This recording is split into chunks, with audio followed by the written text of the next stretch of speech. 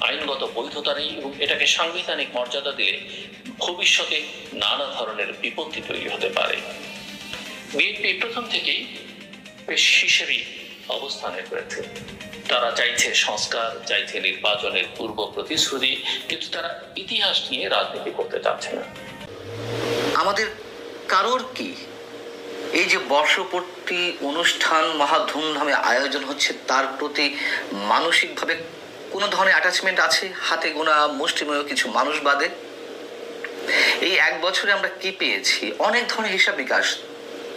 শুধু তার মধ্য দিয়ে বলবো, নোবেল বিজয়ী অধ্যাপক তার ক্ষমতার মসনদকে পাকাপোক্ত করতে একটা প্রজন্মকে এই এক বছরে পুরোপুরি ধ্বংস করে দিয়েছেন।